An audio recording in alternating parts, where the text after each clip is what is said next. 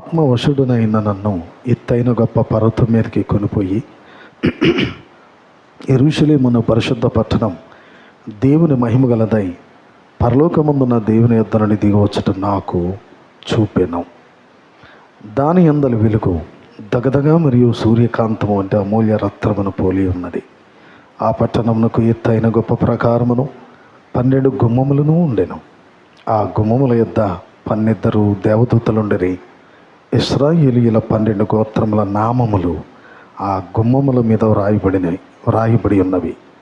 తూర్పు వైపున 3 గుమ్మములు, ఉత్తర వైపున 3 గుమ్మములు, దక్షిణ వైపున 3 గుమ్మములు, పశ్చిమ వైపున 3 గుమ్మములు ఉన్నవి. ఆ పట్టణపు ప్రకారము 12 పునాదులు గలది. ఆ పునాదుల పైన గొర్రెపిల్ల యొక్క 12 అపోస్తలుల 12 పేర్లు కనబడుచున్నవి. అలాగే 2వ లేఖన భాగం ఆదికాండము 2వ అధ్యాయము 22వ వచనం చదువుకున్నాం. ఆదికాండము 2వ అధ్యాయము 22వ వచనం చదువుతున్నాను. తరువాత దేవుడైన యెహోవా తాను ఆదాము నుండి తీసిన ప్రక్కటెముకను స్త్రీనిగా నిర్మించి ఆమెను ఆదాము వద్దకు తీసుకొని వచ్చాను. మీ వినికిడిలో దేవుడు తన వాక్యమునకు దీవెనలు జత చేయునుగాక. Only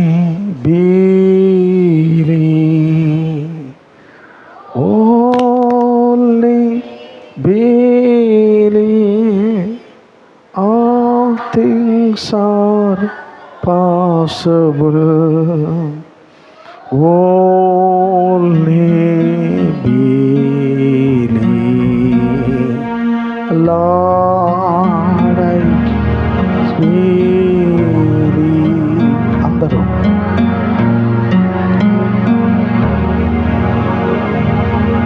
all things are possible, Lord, I believe.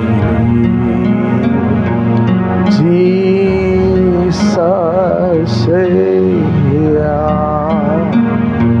Jesus Savior, all things are possible. Jesus Savior, only believe, only believe, all things are possible. Only believe.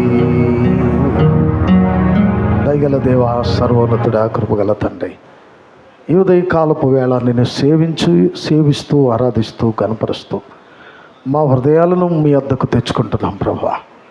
మేమే నీ వద్దకు ఆకర్షించబడ్డాం తండ్రి. పరమగీతాల్లో పలుకుతున్నారు, మమ్మను ఆకర్షించము, నీ వద్దకు పరిగెత్తి వచ్చేదము అంటున్నారు దేవా. ప్రభువా, నిజముగా మీరు ఆకర్షించకపోతే ఏ ఒక్కరూ ఇక్కడికి రాలేరు నాయన. నేను వచ్చాను అంటే, నీ పిల్లలు వచ్చారు అంటే కేవలం మీరు మమ్మల్ని ఆకర్షించారు.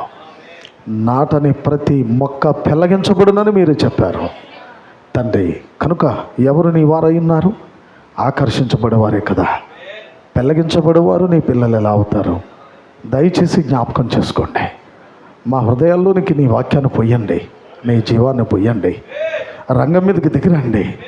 వట్టివారు మనుషులము, ఎన్నికలేని నీ బిడల మధ్యకు దిగివచ్చి శాఖ నుండి విడిచి వాక్యములోనికి తీసుకొచ్చారు. అసత్య బోధల్లో నుండి సత్యమైన వాక్యం దగ్గర తీసుకొచ్చారు. మంటి నుండి మహిమకు తీసుకొచ్చారు. ఓ శాపము నుండి ఆశీర్వాదములోనికి తీసుకొచ్చారు. ఇదంతా కేవలం నీ కృపత్వా, నీ కృపే దేవా. నీ కృపకు మూలముగు ఆత్మను మేము ఎప్పటికీ ఎదురించకుండా, తిరస్కరించకుండా ఉందుముగాక. నీ వాక్యాన్ని ప్రేమించే కృపా భాగ్యం మాకు ఇవ్వండి అయ్యా. బిడ్డలందరినీ మీ వశంలో తీసుకోండి. చిన్నపిల్లలు మీ వశంలో తీసుకోండి అయ్యా. సండే స్కూలు మంచిగా జరుగుటకు సహాయం చేయండి. అలాగే సెలవులు ఇచ్చారు, పిల్లలు ఆయా వాడలకు వెళ్ళి ఉండొచ్చు. వారెక్కడున్నా క్షేమంగా ఉండుదురుగాక దేవా. అలాగే కొందరు పురుషులు కూడా నాయన మరి పనుల కాలమని తండ్రి వారు రాకుండా వారు సొంత పనులకు వెళ్ళారు. వారిని మన్నించండి, క్షమించండి. అలాగూ చేయటం వారికి వాక్య వ్యతిరేక్తము దేవా. అలాంటి పని మరలా వచ్చే వారానికి చేయకుండా వారందరూ మా మధ్యలో కనబడుదురుగాక. తప్పక సహాయపడండి, కనికరించి కృప చూపండి, గొప్ప దేవుని గారు చూపొందండి. నన్ను నీ బిడ్డలు మీకే సమర్పించుకుంటూ యేసుక్రీస్తు నామములో ఈ ప్రార్థన అడుగుచున్నాము. అందరూ చెప్పాలి. రైట్, నిశ్శబ్దంగా కూర్చుందాం.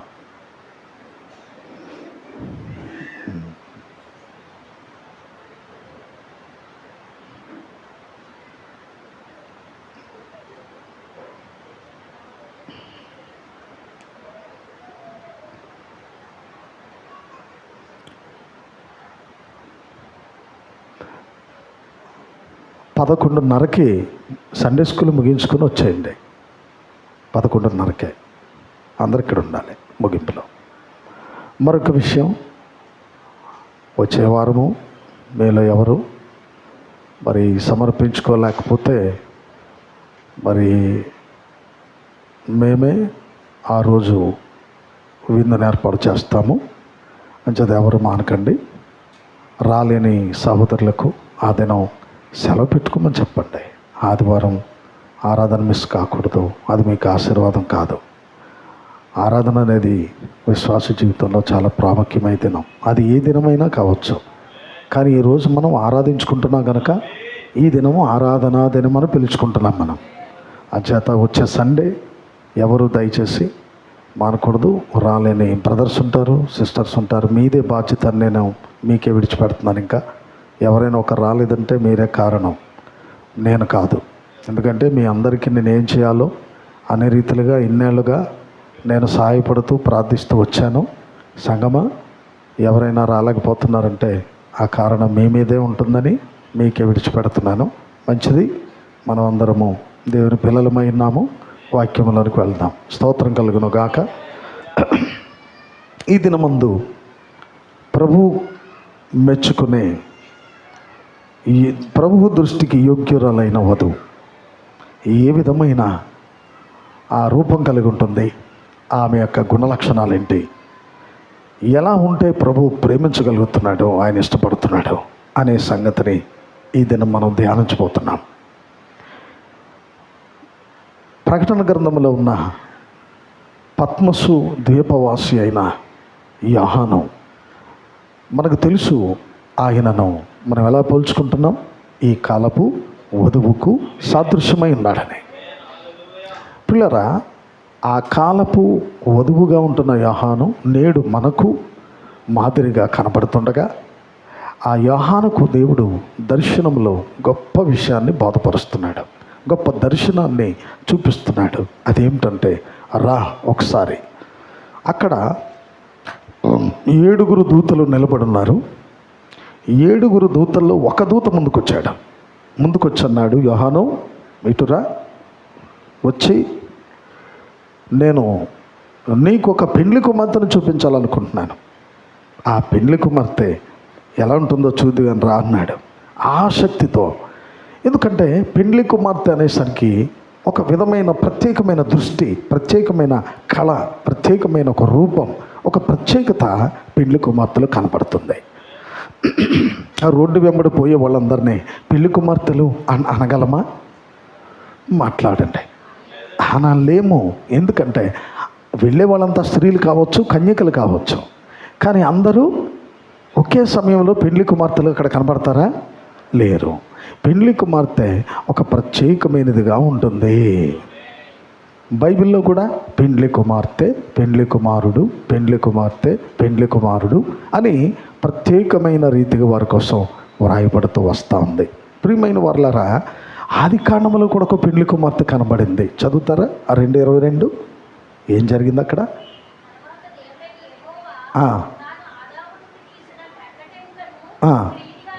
స్త్రీనిగా నిర్మించి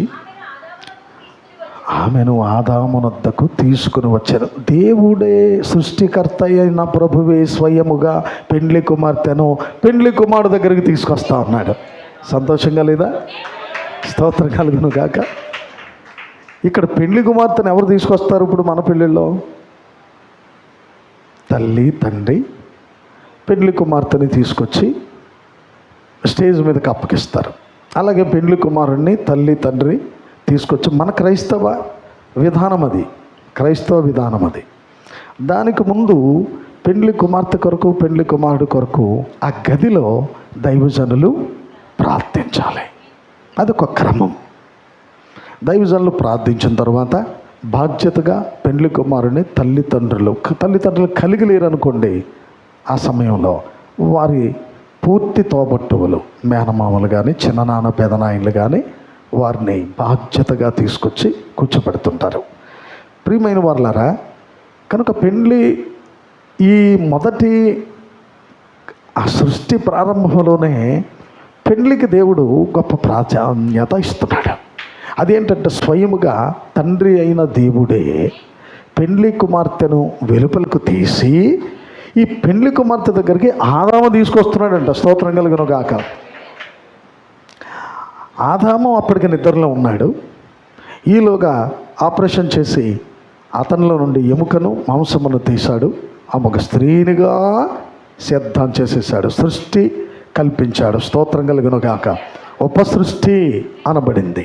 ఉపసృష్టి అయిన అవ్వమ్మను తీసుకొస్తున్నాడు ఆదాము దగ్గరికి. తీసుకొచ్చి పరిచయం చేస్తున్నాడు అనమాట. స్తోత్రం కలుగును గాక. అంటే ఇక్కడ మనం ఏం చూస్తున్నామంటే, దేవుడైన ప్రభువే ఆదాము నుండి తీయబడిన కన్యక అయినప్పటికీ ఆ కన్యను బాధ్యతగా ఆదామున దగ్గరకు తీసుకొచ్చి, ఈమె ఎవరు తెలుసా, చెప్పగలవా అంటా ఉన్నాడు. హల్లెలూయా. కనుక ప్రియులారా, చూపించుట, కనపరుచుట, ఆదాముకు కనపరుస్తున్నాడు, ఆదాముకి చూపిస్తున్నాడు. కొంచెం డౌన్ చేస్తావా? చెల్లుమంటుందేమో. రైట్, బాగుంది. స్తోత్రం కలుగును గాక. ఆదామునొద్దకు తీసుకొని వచ్చి కనపరుస్తున్నాడు. చూడు చూడు, ఈమెవరు చెప్పు అంటున్నాడు. అవును ప్రియులారా, అంటే ఈ కార్యాన్ని ఆయనే ఇష్టపడుతున్నాడు. అవి కానీ తగ్గనేమో చూడు, బాగున్నాయి కదా. ఇదొకసారి ఆఫ్ చేసాయి చూడు. పెండ్లి కుమార్తెను స్వయముగా ఆయనే, ఎవరు ఆయనంటే రిజిస్ట్రార్గా, సృష్టికర్తగా, తండ్రిగా, దేవునిగా, బాధ్యత కలిగిన వాడుగా ఆయనే తీసుకొచ్చి ఆదాము దగ్గర నిలబెడుతున్నాడు. స్తోత్రం చెప్పండి. హల్లెలూయా. అప్పుడు ఆదాము ఏమంటున్నాడు? ఈమె ఎవరు నాకు తెలీదు, ఇప్పుడు ఈమె నేను చూడలేదు అంటలేదు. ఏమన్నాడు? చదవండి.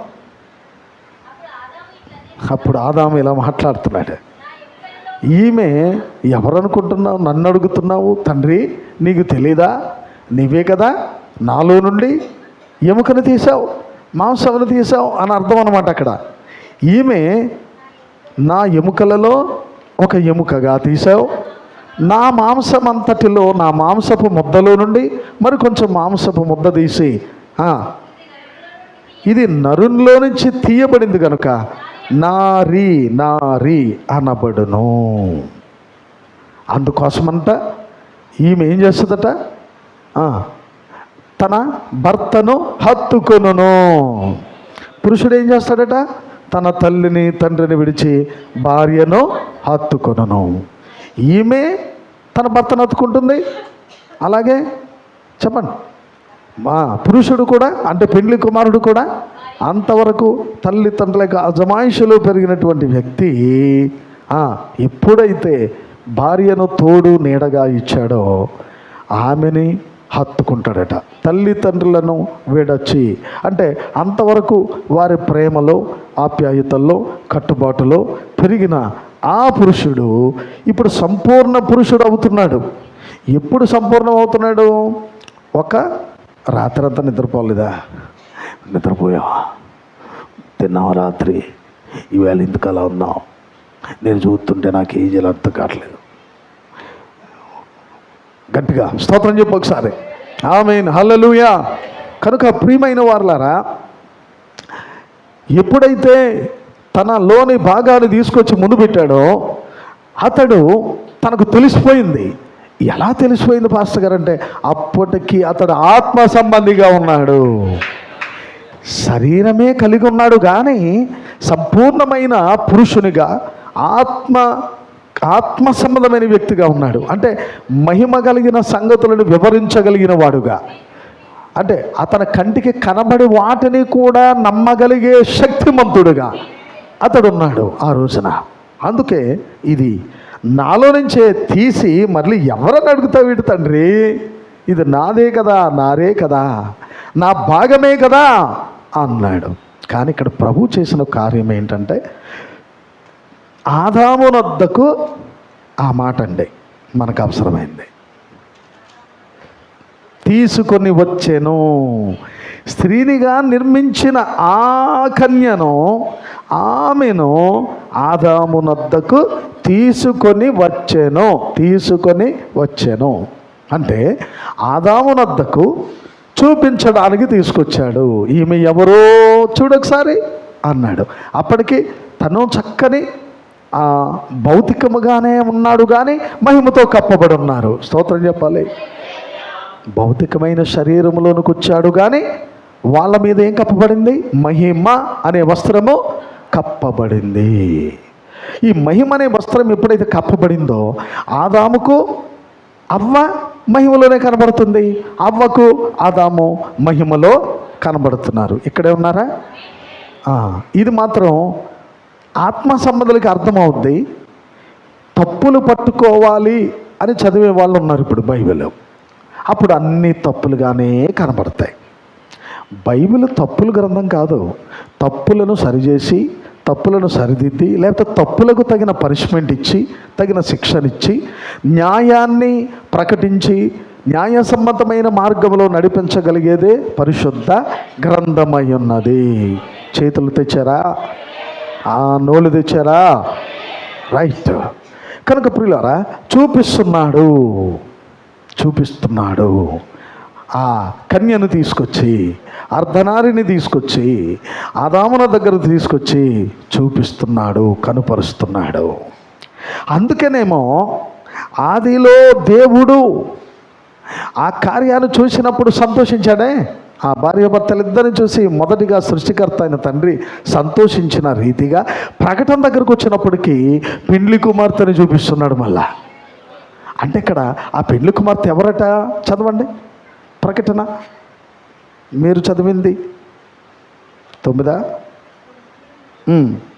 7 తెగుళ్లతో నిండిన 7 పాత్రలు పట్టుకున్న 7 దూతల్లో ఒకడు వచ్చి, ఇటు రయ్యా, ఇటు రావయ్యా, పెండ్లి కుమార్తెను, స్తోత్రం కలుగును గాక, పెండ్లి కుమార్తెను అని అక్కడ ఆగాడు. అక్కడ అవునండి, లోకములో పెండ్లి కుమార్తెలు చాలా మంది ఉంటారు. ప్రతి కులములో, మతములో, గోత్రములో, ఆయా భాషలు మాట్లాడే ప్రతి దేశ ప్రజలలో పెండ్లి కుమార్తెలు లేకపోలేదు. ఉన్నారండి. భూమి మీద పెండ్లి కుమార్తెలు ఎందరెందరో ఉన్నారు. పెండ్లి కుమార్తెలు ఒక ప్రత్యేకమైన ఆకర్షణ కలిగిన వారు. అలాగనేసరికి పెండ్లి కుమార్తె వచ్చింది చర్చిలోకి. స్తోత్రం కలుగును గాక. చెప్పండి, స్తోత్రం చెప్పండి. పెండ్లి కుమార్తె ఒక ప్రత్యేకమైన ఆకర్షణ కలిగినది. ఇక్కడే ఉన్నారా? లేకపోతే ప్రతిరోజు నేను పెళ్లి చేసుకుంటానని పెళ్లి కూతురు చేయండి అంటారా?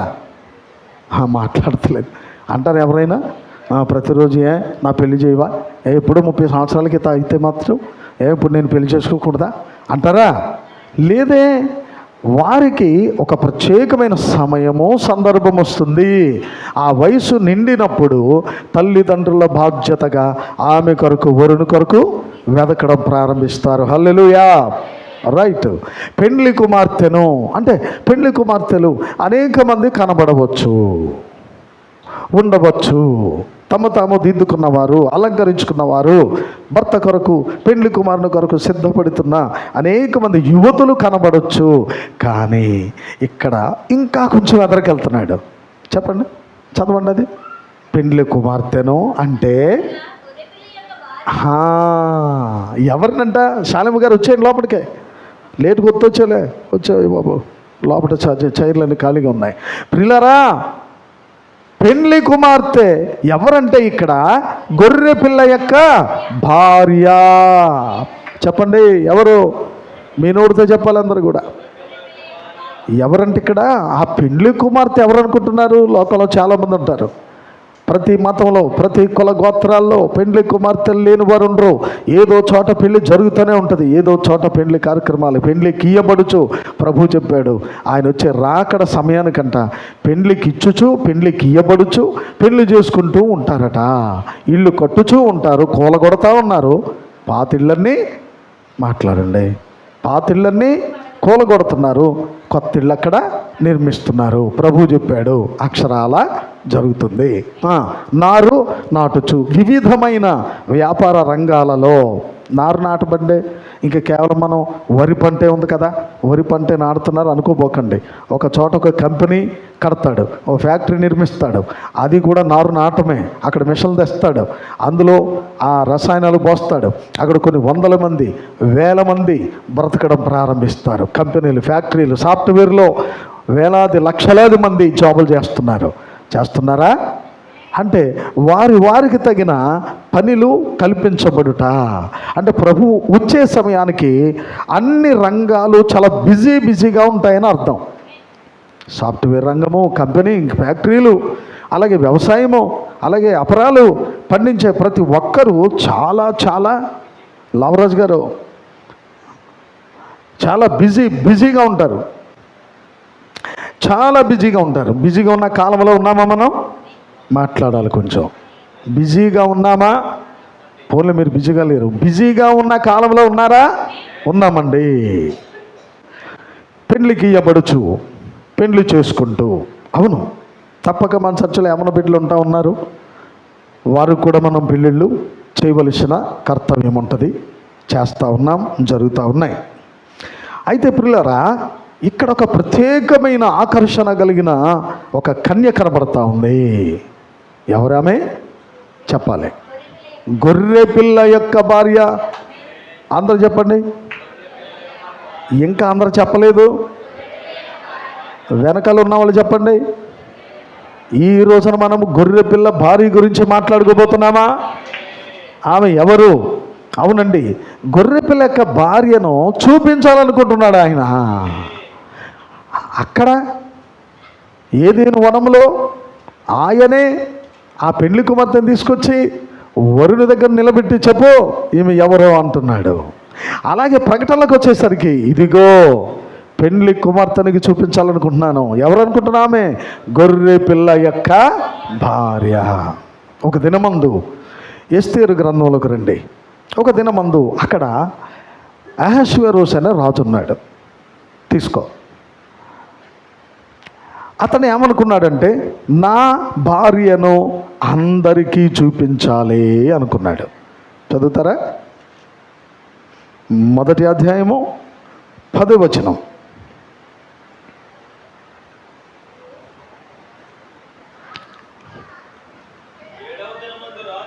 ఏడవ దినమందు రాజు ద్రాక్షారసము త్రాగి సంతోషంతో ఉన్నప్పుడు కూడి వచ్చిన జనమునకును అధిపతులకును రాణి అయిన వస్తీ యొక్క సౌందర్యమును కనపరచవలెనని రాజకిరీటము ధరించుకుని ఆమెను తన సన్నిధికి పిలుచుకొని వచ్చునట్లు. చాలు,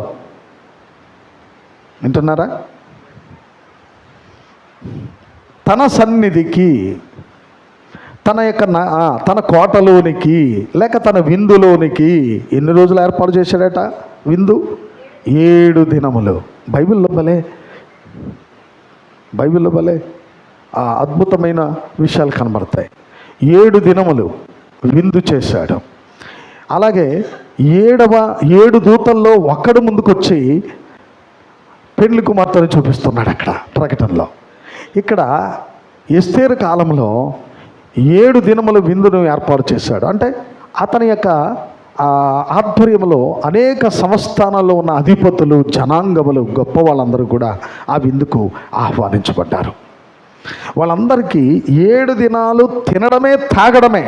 ఏంటనుకుంటున్నావు విందు? ఏంట్రా రాజుగారు తలిస్తే కుదువ అన్నట్టు రాజుగారు సిద్ధపరిచిన విందుకి అందరూ ప్రాముఖ్యమైన జనాంగములు, ప్రాముఖ్యమైన అధిపతులు పిలువబడ్డారు. వాళ్ళందరూ ఏమిట్రా వారు చేసే పని అంటే సరదాగా తాగడం, సరదాగా తినడం, వేడుగ్గా ఆనందంగా షేర్ అంటూ ఒకరినొకరు అభినందించుకుంటూ ఒకరినొకరు చూసుకుని మురిసిపోతూ ఆహ్లాదకరంగా గడపడం. ఇది వారి యొక్క విందు కార్యం. 7 దినములు విందు ప్రారంభించబడింది. ఇలాగన విందు జరుగుతున్న తరుణంలో, విందు జరుగుతున్న సందర్భంలో కోరిక కలిగింది రాజుకి. ఏమిటి తనకు కలిగిన కోరిక అంటే తన భార్యట అందగత్తెట, వస్తే అందగత్తని నా భార్యగా అందరికీ తెలియలేదు. నాకు భార్య ఉన్నదని తెలుసు, కానీ నా భార్య యొక్క అందము అందరికీ తెలీదు, చూడలేదు. కనుక నా భార్య యొక్క అందాన్ని నేను మొత్తం మీద విందుకు పిలిచిన అధిపతులందరికీ చూపించాలి అనుకున్నాడు. అనుకోవడంలో తప్పులేదు, ఇది కొంచెం తగ్గించింది. అలా అనుకోవడంలో తప్పులేదు. ఎందుకంటే తన భార్య తన ఇష్టం, తన భార్యని ప్రజలకు చూపించాలనుకున్నాడు. అనుకోవడంలో తప్పులేదు, కానీ తను తప్పుగా భావించింది. ఎందుకంటే ఆమె అందగత్తె, తన అందాన్ని బట్టి ఆమె గర్వించింది, తన అందాన్ని బట్టి అతిశయపడింది. నా అందాన్ని నేను ప్రజలందరికీ చూపించుకోవాలా? ఆ రాజుగారికి ఎందుకు కలిగింది ఎలాంటి ఆలోచన? కలిగితే కలిగిందిలే, నాకెందుకు, నేను రాను అంటుందంట. అతడు కూడా తన రాజకిరీటము ధరించుకున్న రాణిని ప్రజలకు చూపించాలనుకున్నాడట. ప్రియమైన వారులారా, ఇక్కడ మనము ఏదో ఒక ఆశ లేక ఏదో ఒక కోరిక లేక ఒక నిరీక్షణ అనేది అక్కడ మనం చూస్తూ ఉన్నాం. ఈ వస్తీ గురించి ఏమి వ్రాయబడుతుందంటే బ్యూటీ అని చెప్పాడు. బ్యూటీ, ఆమె బ్యూటిఫుల్ అనే పదం ఉంటుంది, బ్యూటీలోనే బ్యూటిఫుల్ అనే పదం ఉంటుంది. ఒక నిఘంటువులో వాటి యొక్క అర్థాలు గమనిస్తే ఏమంటున్నాడంటే బ్యూటీ అంటే అందమైన, బ్యూటిఫుల్ అంటే సౌందర్యమైన గుణలక్షణములు కలిగినది. అందము, అవునండి, అందము ఎప్పుడు ఎక్కడ మనం చూడగలం? ఒక అందమైన నిర్మాణము, అందమైన పూల తోటలు, నర్సరీ, అందమైన మరి పార్కులు, సెలయేళ్ళు, కొండలు, పర్వతాలు, అందము. అలాగే ఈ భూమి మీద ఏ జంతువుకు, ఏ పక్షికి లేని అందం స్త్రీలో పెట్టబడింది. కనుక స్త్రీకి ఉన్నది అందం. ఆ స్త్రీ అందముగా రూపించబడింది. కనుక ఇప్పుడు ఈ స్త్రీ తన అందాన్ని అందముగా అలాగ తాను సృజించబడిన రీతిగా ఉంటే సరిపోద్ది. కానీ ఈ అందమైన ఈ స్త్రీ ఏం చేస్తుందంటే తన్ను తాను మరి ఎక్కువగా అలంకరించుకొని మరి ఎక్కువగా అందాన్ని ఎక్కువ చేసుకోవాలని ప్రయత్నము చేస్తుంటారు అని మీకు అందరికీ తెలిసిన విషయమే. ఖచ్చితంగా బ్యూటీ పార్లర్లు ఎవరి కోసం అంటే వీరి కోసమే. నల్లగా ఉన్న ముఖం పెళ్లి సమయం వచ్చినప్పటికీ ఎర్ర కనపడుద్ది. నేను మోసపోయిన సారే కాకినాడలో పెళ్ళికి వెళ్ళాను. వెళ్తే ఆ అమ్మాయి అంతకుముందు మామూలు చామన ఛాయ అనమాట. అయితే మ్యారేజ్కి వెళ్ళినప్పటికీ ఎర్ర కనపడుతుంది. ఈ అమ్మాయి ఆవిడేనంటావా లేకపోతే వేరొక అమ్మాయి అని నాకు అనుమానం వచ్చింది. ఆ పెళ్ళి అంటే అదే రూపం, ఆవిడ అంతే హైట్ ఉంటుంది. సరే, తర్వాత అర్థమైంది మళ్ళీ ఇంటికి వెళ్ళేసరికి, ఎందుకంటే ఒక పాస్టర్ గారు అమ్మాయి అనమాట ఆవిడ. ఆ తర్వాత చూసినప్పటికీ మర్చిపోయింది నాకు. ఆమె పెళ్ళికేమో నేనెంత మోసపోయినా చూడండి, అప్పటికి ఈ ముఖానికి ఇంత ఫేస్కి సంబంధించిన కలర్ ఉంటుందని నాకు తెలీదు. ఒక 20 సంవత్సరాలు అవుద్ది. ఆ తర్వాత తెలిసింది నాకు, ఆమె కలర్ కొట్టిందని ముఖానికి. ప్రియమైన వారలారా, అంటే స్త్రీ ఎల్లప్పుడూ అందముగా ఉండాలని తను అనుకుంటూ ఉంటుంది, ఎందుకంటే దేవుడిచ్చిన కృపది. అయితే ఈ బ్యూటీ పార్లర్లు వచ్చిన తర్వాత వారికున్న ఆ నేచురల్ అంటే స్వాభావికమైన అందాన్ని మరి ఎక్కువ చేసుకోవడానికి కర్లింగ్గా ఉన్న ఉంగరాల జుత్తునేమో సాఫీగా చేసుకుంటున్నారు, సాఫీగా ఉన్న తలని ఉంగరాల జుత్తుగా చేసుకుంటున్నారు. కొంతమంది పొడవుగా ఉన్న జుత్తుని కటింగ్ చేస్తున్నారు, ఇక్కడ ముందు తిప్పుతూ ఉంటారు, కొంతమంది పెదాలకు రంగులు పోస్తారు. ఏమిటి ఇదంతా? ఎందుకోసం ఇదంతా? గోళ్ళు పెంచుతారు, గోళ్ళకు రంగులు వేస్తారు. ఇవన్నీ తనకున్న అందాన్ని ఎగస్ట్రా చేసుకోవడానికి. కనుక ఇప్పుడు వస్తీని గురించి మీరు ఒకసారి ఆలోచించినట్లయితే, ఆమె ఆల్రెడీ దేవుడు ఆమెకి ఇచ్చిన అందం ఉంది, కానీ ఆమె అందము కంటే మరి ఎక్కువగా ఆకర్షించబడే రీతిగా రాజును రాజుగారు వచ్చి ఆమెను అలా చూడగానే అబ్బా నా భార్య ఎంత అందంగా ఉంది అని అనుకునే స్థితిలో ఆ వస్తీ తను తాను సిద్ధపరుచుకొని కనబడిదట. అందుకే అనుకున్నాడు అతను, ఏమనంటే నా భార్య ఇంత అందగతే కదా, నా భార్యను నేను ప్రజలకు చూపించాలి, దూర ప్రాంతాల్లో సంస్థానాల్లో నుండి వచ్చిన అధిపతులకు చూపించాలి అనుకున్నాడు. ఏ స్త్రీ అయితే తన పై రూపాన్ని అలంకరించుకొని మరి ఎక్కువగా కనబడాలనుకుంటుందో ఆమెలో ఖచ్చితంగా తేడా ఉంది. నేను కాదు చెప్పేది, ప్రవక్త మాట్లాడుతున్నాడు. స్తోత్రం కలుగును గాక. ఏ స్త్రీ అయితే పై రూపాన్ని లక్ష్య పెట్టక, ఏ కన్య అయితే పై రూపాన్ని లక్ష్య పెట్టక, ఇది దేవుడు న్యాచురల్గా స్వాభావికంగా దేవుడు నాకు ఇచ్చిన అందం, ఇది చాలు, ఈ అందముతో నా ప్రభుని సేవించి ఆరాధిస్తే సరిపోతుంది, నా భర్త నన్ను చూసి ప్రేమిస్తే ఆనందిస్తే సరిపోద్ది అని అనుకోవాలి. అలాగా అనుకునే ఆ స్త్రీ తన అందమును లక్ష్య పెట్టట్లేదు, కానీ ఆమె సౌందర్యం యొక్క గుణమును సూచిస్తూ ఉంది. స్తోత్రం కలుగును గాక.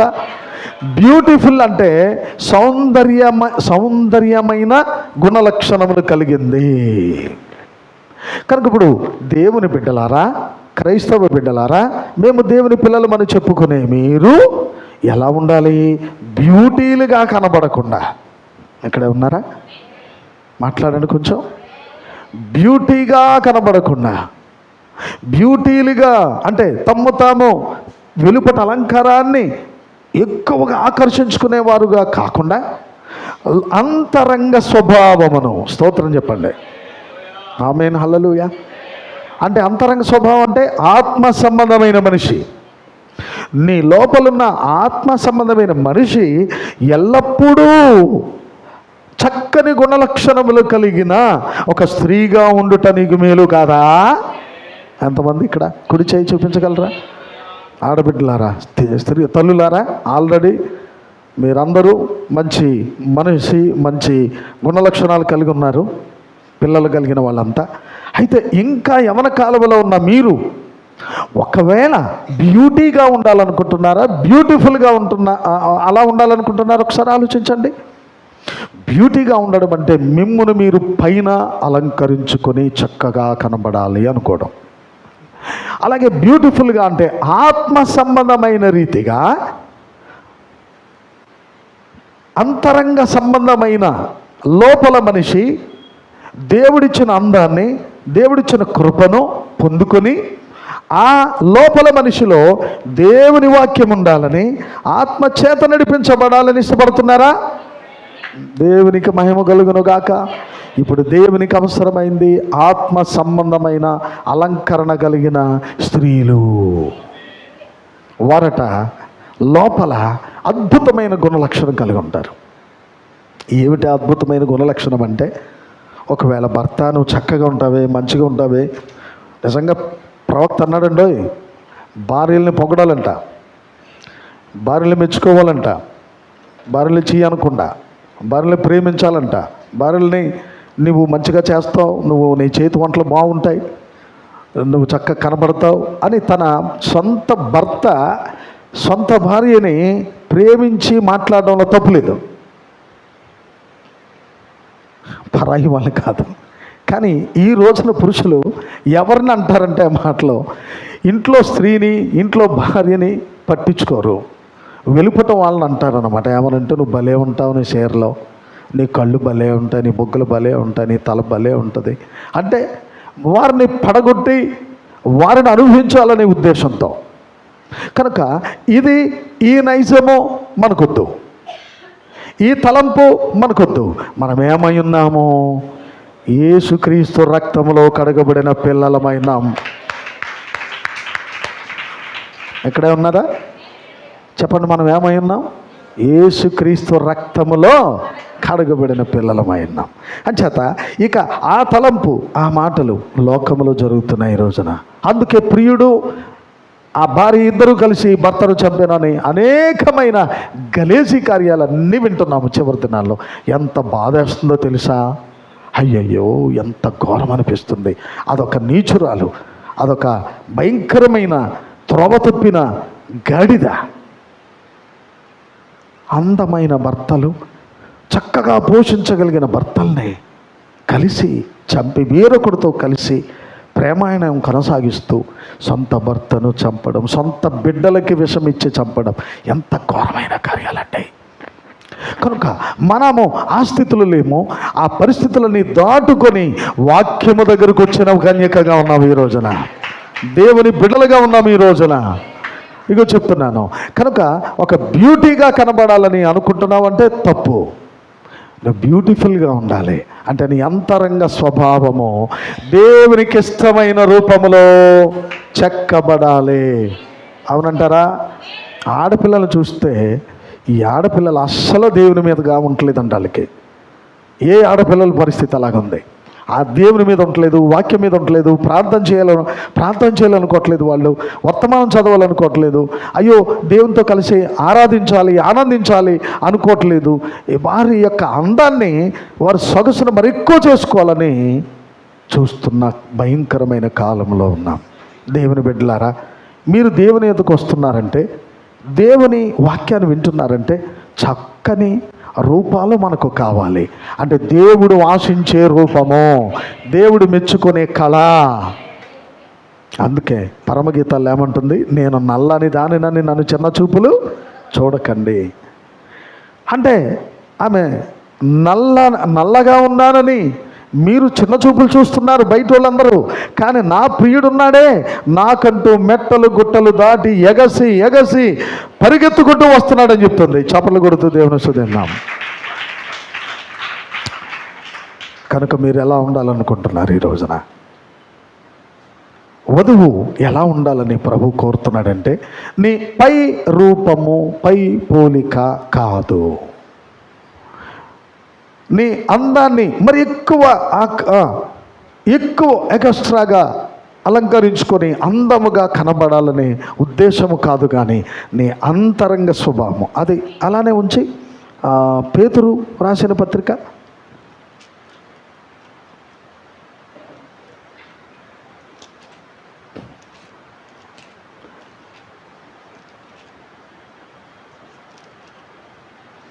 3వ అధ్యాయము, మొదటి పత్రిక 3వ అధ్యాయం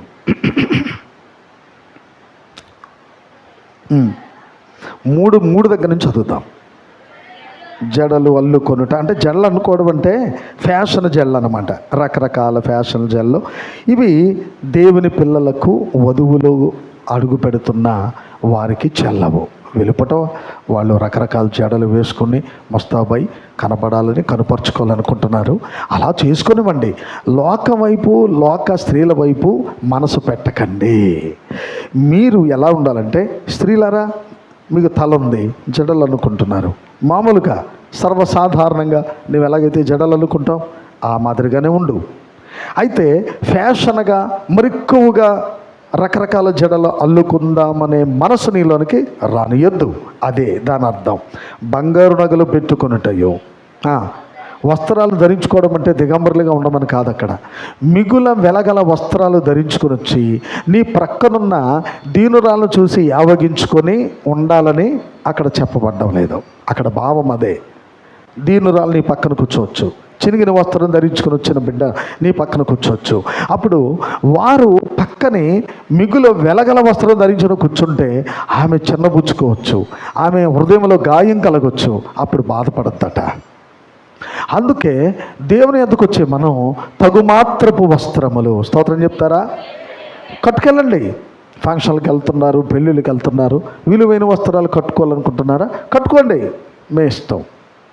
కానీ దేవుని యొద్దకు వచ్చినప్పుడు, దేవుని సన్నిధికి వస్తున్నప్పుడు నిన్ను బట్టి నీ ప్రక్కనున్న వాళ్ళు అదే రీతిగా నిన్నే చూస్తూ ఉండిపోయే ఖరీదుగా నువ్వు అక్కడ కనబడకుండా సామాన్యతలో నువ్వు కనబడడానికి ప్రయత్నం చేయండి. స్తోత్రం కలుగును గాక. ఆమేన్, హల్లెలూయా. సామాన్యతలో చెప్పండి, చెప్పండి. ఎందుకంటే నీ ప్రక్కన ఈ ప్రక్కనొకరు ఈ ప్రక్కనొకరు దీనిలో ఉంటారు. పాపం వాళ్ళు నిన్ను చూసినప్పుడు అయ్యో అలాంటి చేరేప్పుడు ఇంకా వాక్యం ఉండదు, పాటలు ఉండవు, ప్రార్థన ఉండదు, ఏముండదు. ఇంకా ఆవిడ చూడు, ఆవిడ చీర ఎంత బాగుందా, అలాంటిది నా జీవితంలో కొట్టుకోగలనా, నా మొగుడు ఉన్నాడు, ఏ పసారుడు దొరికాడు, ఎప్పుడు ఇలాంటి ఖరీదైన చీర నాకు కొనలేదు అనే పరికమాల మనసు నీలోనికి రాకుండా ఉండాలంటే, అది ఎవరిలోనికి రాకుండా ఉండాలంటే ఏం చేయాలంటే, ఇప్పుడు వస్త్రాలు ధరించుకోవడం అంటే లేకుండా రావాలని కాదు. అక్కడ ప్రతిదానికి అర్థం ఉంటుంది, భావం ఉంటుంది. అంటే మిగుల వెలగల వస్త్రాలతో అలంకరించుకోకుండా, బంగారు నగలు అనే వాటితో అలంకరించుకోకుండా, వెలుపటి అలంకారము మీకు అలంకారముగా ఉండకూడదు అంటున్నాడు. స్తోత్రం చెప్తారా. అంటే బ్యూటీ, వెలుపటి అలంకారము కోరుకునే ప్రతి ఒక్కరూ బ్యూటీగా ఉండడానికి చూస్తున్నారన్నమాట. అయితే మనం ఎవరమైనామో, కడుగబడిన ముత్యాలమై ఉన్నామా? ఎంతమంది ఇక్కడ ఉన్నారు? నిజమేనా ఇది? మీలో ప్రతి ఒక్కరూ కడుగబడిన ముత్యాల వలె మెరియుచున్నారు. అదే దేవుడు మీకు ఇచ్చిన అసలైన ఆ అలంకారము. వెలుపటి అలంకారము మీకు అలంకారముగా ఉండక, సాధువైనట్టు మృదువైనట్టునైన గుణమనే అక్షయ అలంకారము మీ హృదయపు అంతరంగ స్వభావము మీకు అలంకారముగా ఉండవలెను. అది దేవుని దృష్టికి మిగుల విలువ గలది. చెప్పండి, చెప్పండి. దేవుని దృష్టికే మిగుల విలువైనది. కనుక ఇప్పుడు ఈ రోజుల్లో వెలుపటి అలంకారము మీద ఎక్కువ మనసు పడుతుంది తప్ప లోపల స్వభావం మీద, లోపటి అలంకారం కోసము ఆలోచించేవారు తక్కువైపోయారు. ఎక్కడ ఉన్నారా? దేనికోసం ఆలోచన? వెలుపటి అలంకారము కోసమే. లోపటి అలంకారం కోసం అసలు మనసే పెట్టట్లేదు. కానీ తిరిగి జన్మించిన బిడ్డలకు 2 సూచనలు ఇచ్చాడు. స్తోత్రం చెప్పండి. తిరిగి జన్మించిన బిడ్డలకు 2 సూచనలు ఇచ్చాడు. చదవండి. అపోస్తలుల కార్యములు 2వ అధ్యాయం 4వ వచనం, 3, 4 త్వరగా.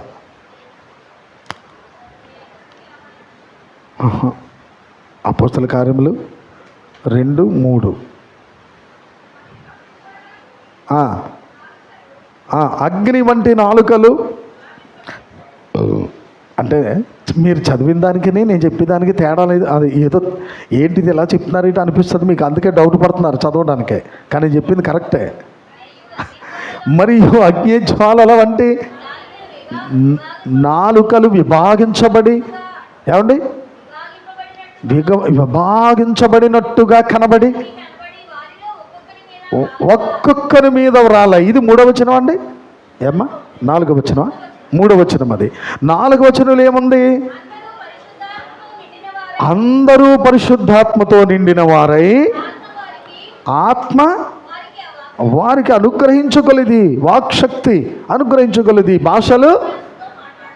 దేవునికి మహిమ కలుగును గాక. 3వ వచనంలో కార్యం జరిగింది, 4వ వచనంలో కార్యం జరిగింది. 3వ వచనములో ఉన్నది, అందరికీ కనబడేటట్లు కనబడే అగ్ని నాలుకలు విభాగించబడ్డాయి. అంటే వాళ్ళందరూ పరిశుద్ధాత్మ అగ్నితో కాల్చబడ్డారు. స్తోత్రం కలుగును గాక. 3వ వచనము, అందరి పైన అగ్ని దిగొచ్చింది, అగ్ని నాలుకలు కనబడ్డాయి, అందరూ ఆత్మతో నింపబడ్డారు. 4వ వచనములో వాక్శక్తి అనుగ్రహించుకొలిది భాషలు మాట్లాడడం ప్రారంభించారు. లోపల అంతరంగం మీదికి దేవుని ఆత్మ లోపలికి దిగొచ్చింది. భౌతికమైన దేహం మీద అగ్ని నాలుకలు విభాగించబడ్డాయి. స్తోత్రం చెప్పండి, ఆమేన్, హల్లెలూయా.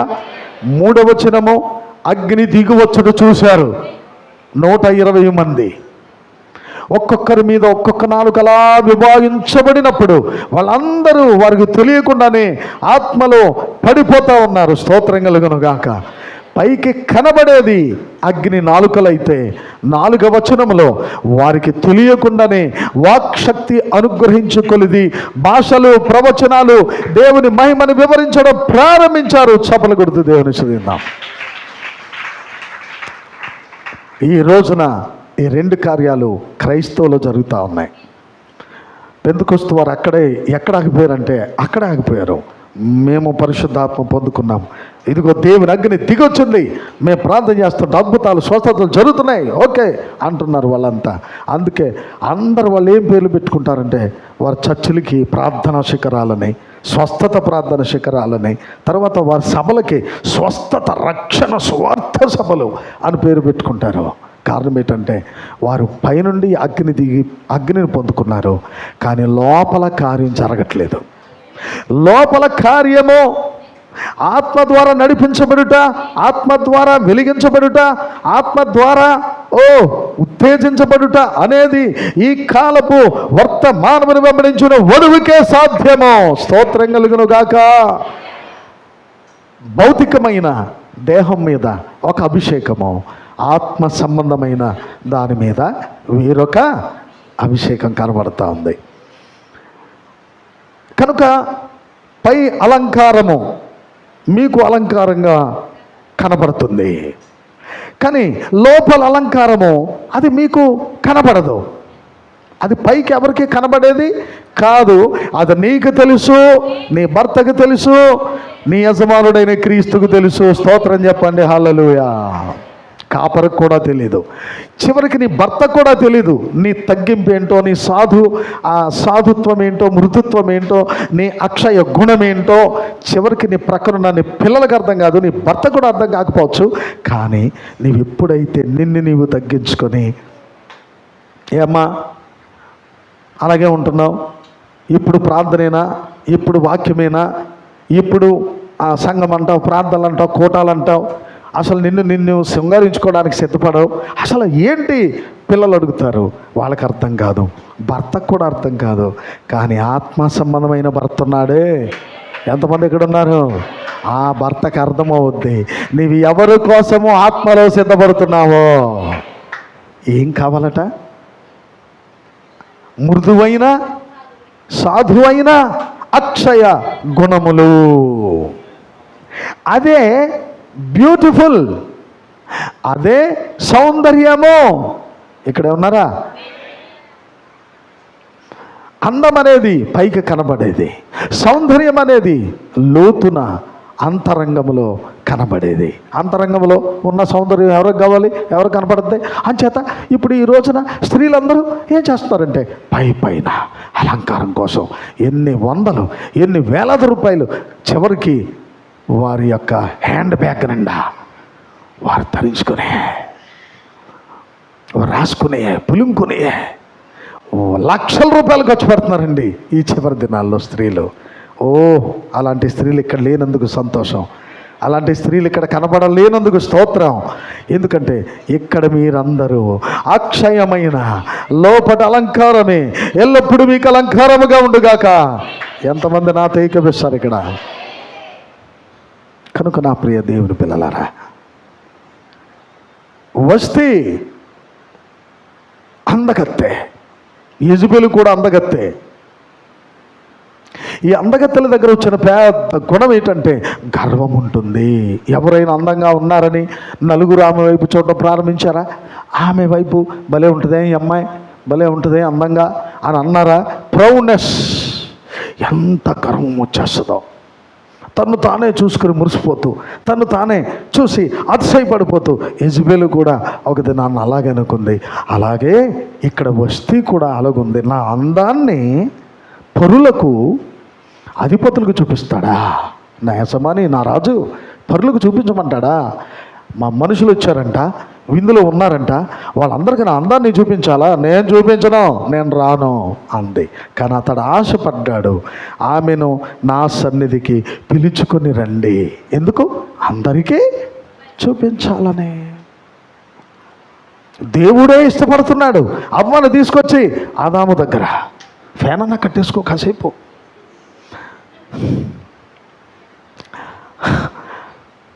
దేవుడే స్వయంగా సృష్టికర్త అయిన తండ్రి ఆ అవ్వను తీసుకొచ్చి ఆదాము ముందు పెట్టి ఏమంటున్నాడు? ఎవరిమే అని అడుగుతున్నాడు.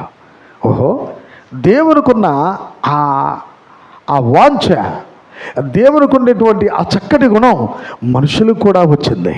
అందుకే ఆశ్చర్యసు కలిగింది. హేరోదు కూడా అనుకున్నాడట, నా భార్యను నేను తీసుకొచ్చి కనపరచాల అధిపతులు. కానీ ఒక రోజున హేరోదు ఏం చేశాడంటే తన తమ్ముని భార్యను తీసుకొచ్చి ఆడక్కడ కూర్చోబెట్టాడు. ఆమె ఎవరో అక్రమ సంబంధి, అక్రమకారు, అక్రమ సంబంధం కలిగినటువంటి స్త్రీ.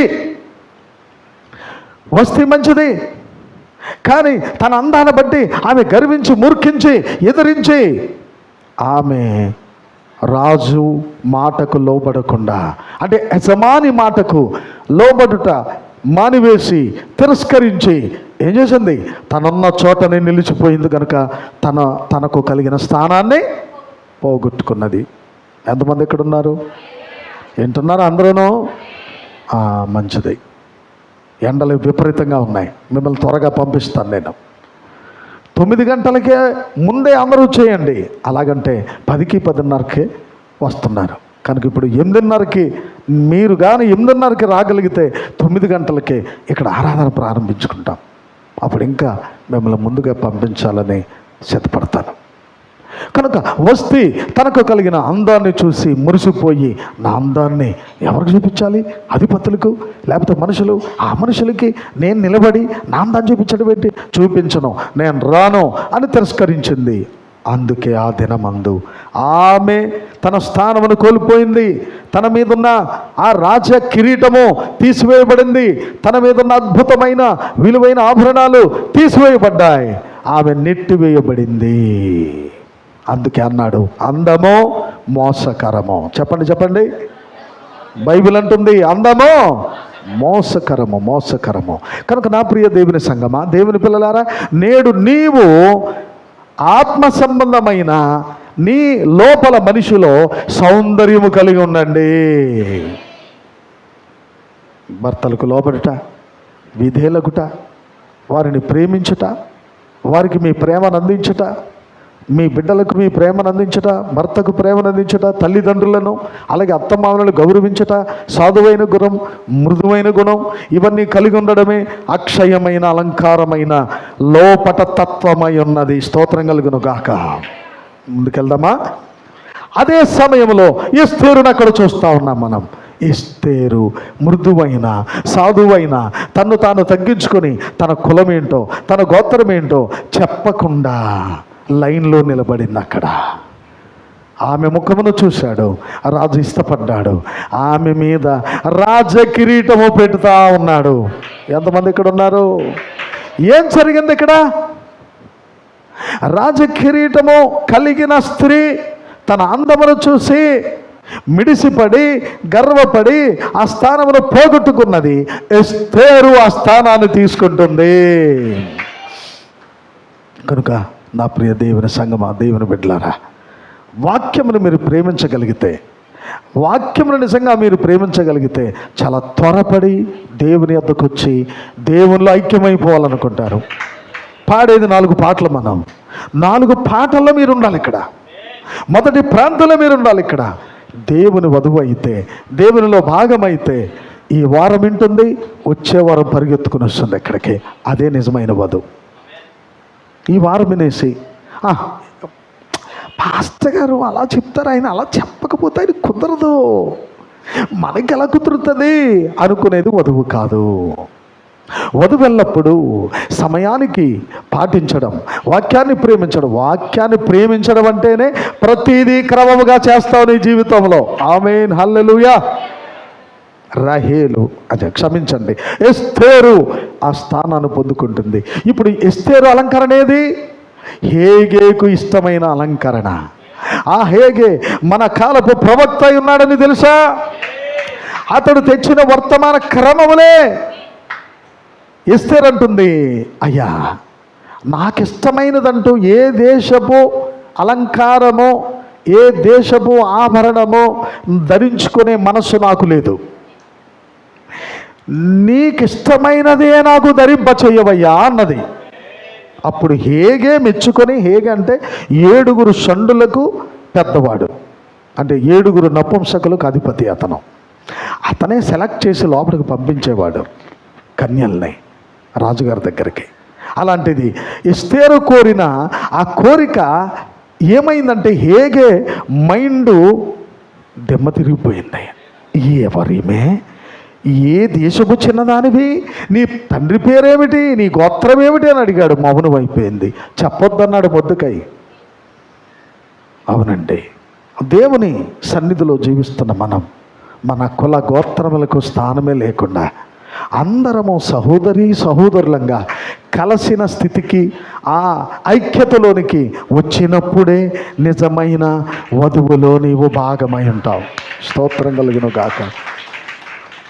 వీళ్ళు మా వాళ్ళు, వాళ్ళ మా వాళ్ళు, వీళ్ళు మా వాళ్ళు అనే కుల ప్రస్తావన మన మధ్యకు రానివ్వకూడదు. అది వస్తే భౌతికమైన దీవెనలే తప్ప చెప్పండి, ఆత్మ సంబంధమైన ఆశీర్వాదాలు మనకు ఉండవు. చెప్పకన్నాడు. ఇప్పుడు హేగే ఎవరికి ఇష్టమైన అలంకారం ధరించాడు మరి?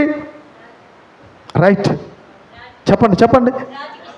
ఈ హేగే అనేవాడు రాజు ఏ ఆభరణాలు ఏ వస్త్రాలైతే ఇష్టపడతాడో అది హేగేకి మాత్రమే తెలుసు. చేతులు ఎత్తండి, ఆమె చెప్పగలరా? ఆ అలంకరణ ఎవరికి తెలుసు? హేగేకు మాత్రమే తెలుసు. రాజు ఇష్టపడే వస్తువు, రాజు ఇష్టపడే వస్త్రం. అందుకే ఎప్పుడైతే ఇప్పుడు కొన్ని 100 మంది తీసుకొని రాబడ్డారు శోషణ కోటలోనికి. 100 మంది అంటే స్త్రీలు కాదండి, కన్యలు మాత్రమే. అందరూ కూడా ఆ అలమారాలో గోడలకు తగిలించి ఉండేవన్నమాట ఆభరణాలు. ఇది ఆఫ్రికా నుంచి, ఇది అమెరికా నుంచి, ఇది ఇండియా నుంచి, అలాగున ఇంచుమించు దేశాలకు ఆయా దేశాల్లో వారు ఉపయోగపడే ఆభరణాలన్నీ గోడలకు తగిలించి అలమారలో ఉండేవి అన్నమాట. అప్పుడు ఈ కన్యలు ఏమి ఇష్టపడితే వాటిని ధరించుకొని రాజు ముందు నిలబడ్డమే. వారికి ఇష్టమైనవన్నీ ధరించుకొని, రైట్, ఇక్కడే ఉన్నారా? కనుక సంఘ శాఖలన్నీ వారికి ఇష్టమైన బోధలు చేసుకోవడమే. ఇక్కడే ఉన్నారా? సంఘ శాఖలు ఇప్పుడు కూడా దేవుడు బయలుపరిచిన వాక్యాన్ని చెప్పండి, నమ్మగలరా? అయ్యో మాట్లాడతలేదండి. సంఘ శాఖలు ఇప్పుడు దేవుడు బయలుపరిచిన ఈ కాలపు వాక్యాన్ని నమ్ముతున్నారా? అంగీకరిస్తున్నారా? లేదండి, లేదు. హేగేకు దేవుడు బయలుపరిచిన వర్తమానం రాజుగారి ద్వారా కలిగింది. ఆమేన్, హల్లెలూయా. కానీ అక్కడ వచ్చిన కన్యలంతా వాళ్ళకి ఇష్టమైనవన్నీ తీసుకుని అలంకరించుకుని రాజు ముందు నిలబడేవారు. కానీ ఎవరి యందు రాజుకు ఇష్టము లేకుండా పోయింది. ఒక దినమందు ఎస్తేరు అంటుంది, అయ్యా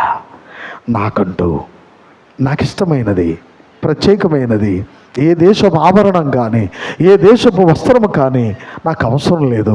నీకు ఇష్టమైనవి ఏమైనా ఉంటే ఇవ్వయ్యా, నేను ధరించుకుంటాను. ఆమేన్, హల్లెలూయా.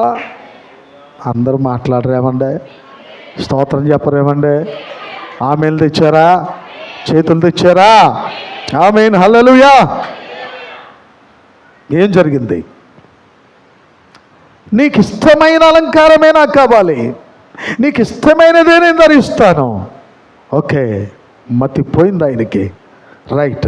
రాజుగారికి ఏ రకమైన వస్తువు, ఏ రకమైన వస్త్రమో ఇష్టమో వాటినే తీసుకొచ్చి ఎస్తేరుకు అలంకరించి, ఓకే కన్యా, ఓ కుమారి, ఈసారి నీవు రాజుగారి ఎదుట నిలబడము.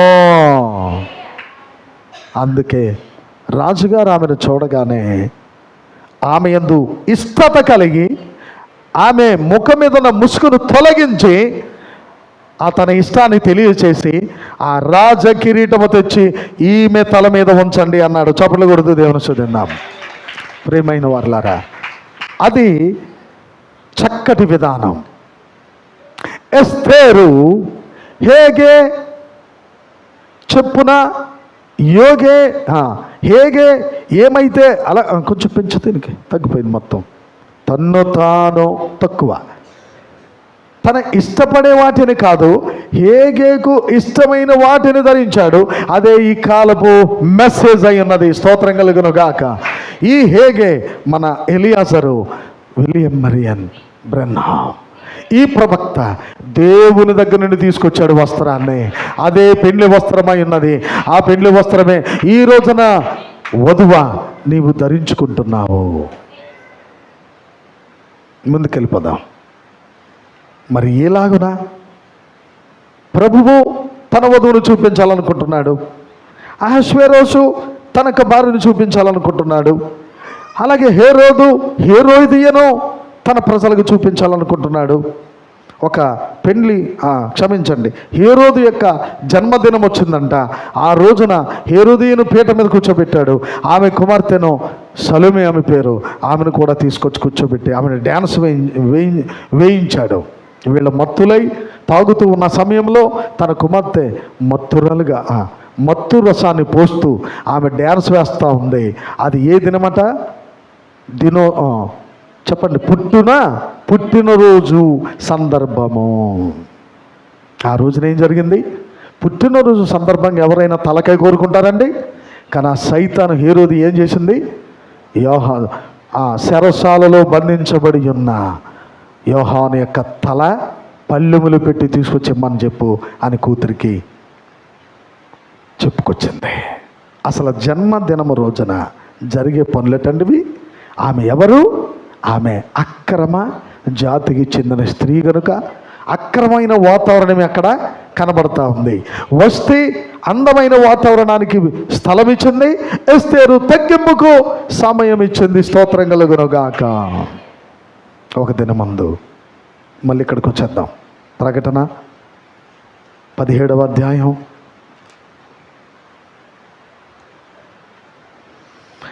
అలాగే మొదటి వచనం కూడా చదివితే, ఈ 7 పాత్రలు పట్టుకున్న 7 దేవదూతలు మరొకడు వచ్చి, ఏమండి అక్కడ కూడా 7 దేవదూతల్లో ఒకడు వచ్చి పెండ్లి కుమార్తెనకు చూపిస్తాను రా అన్నాడు.